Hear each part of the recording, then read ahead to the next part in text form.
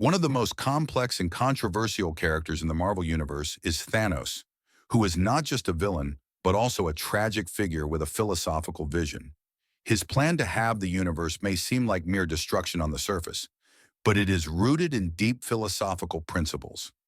In this video, we will explore Thanos' philosophy and examine how his motivations align with, and at times challenge, various philosophical schools of thought. You throw another moon at me, and I'm gonna lose it. Stoic. You know me? I do. You're not the only one cursed with knowledge. My only curse is you. Thanos' goal of balancing the universe by wiping out half of its life forms stems from his understanding of metaphysical balance. He argues that the universe has become overcrowded and resources are finite. This view bears a resemblance to Malthusian population theory, which posits that populations grow exponentially while resources increase linearly, leading to inevitable scarcity. Thanos' actions are his radical solution to this problem. However, this idea raises philosophical questions about natural laws and cosmological balance. How does humanity manage nature? And is it possible to preserve the natural order while continuing human existence? Thanos' solution challenges the very epistemological problem of whether he is correctly understanding the universe's imbalance. While his reasoning may make sense within his own framework, it may present an ontological issue, measuring the value of existence. All that for a drop of blood. Thanos' actions can also be analyzed from the perspective of utilitarianism. Developed by Jeremy Bentham and John Stuart Mill, utilitarianism suggests that the morally right action is the one that produces the greatest good for the greatest number of people. Thanos justifies wiping out half of the universe, believing that this will bring happiness and prosperity to the survivors. His view can be seen as a utilitarian approach to maximize collective well-being. However, this viewpoint can be critiqued through John Rawls' theory of justice, which emphasizes equality and liberty. Rawls argues that justice is achieved not by maximizing the greatest good, but by ensuring fairness and equality for all, with a focus on primary goods. Thanos' approach, which sacrifices individual rights and autonomy, fails to align with Rawls's principles of justice. Here we see a clash between moral absolutism and relativism. Thanos sees his plan as an absolute good, yet from an external perspective, it ignores the moral rights of individuals. Value of existence. Thanos' emotional detachment also shares similarities with Stoicism, particularly the teachings of Epictetus and Seneca, who advocated for the acceptance of life and death as part of a natural order.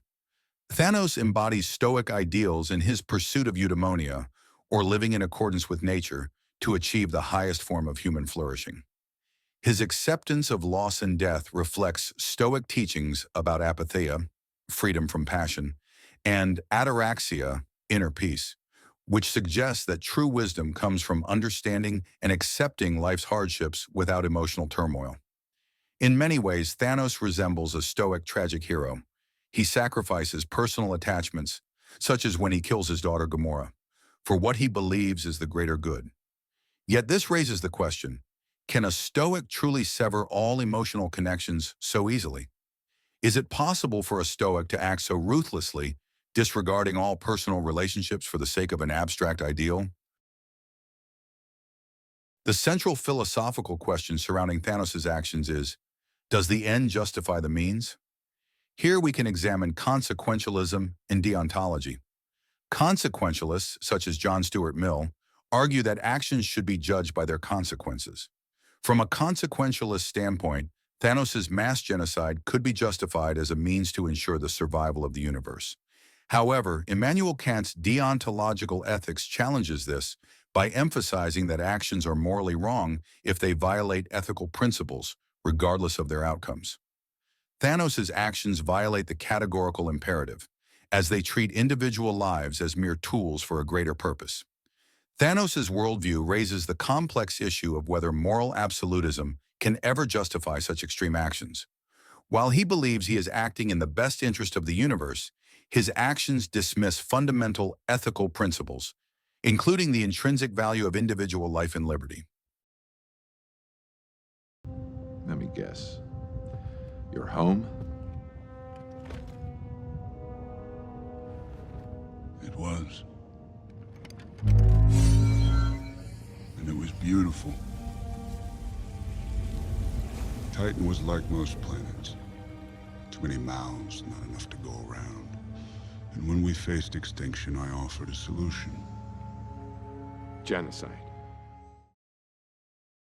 In conclusion, Thanos' ideology presents a profound ontological problem. While his plan may be logically consistent within his own philosophical framework, it fails to provide a universally acceptable solution, as it disregards core ethical values. Thanos' vision, in its pursuit of cosmic balance, ultimately leads to the destruction of what it seeks to preserve. His belief in his own righteousness mirrors the dangers of unchecked power and totalitarian ideologies. In the end, Thanos' attempt to impose order through destruction is not only a tragic flaw, but also a stark reminder of the dangers of philosophical absolutism. Thanos' philosophy offers a chilling example of how even the most well-intentioned vision can lead to disastrous consequences.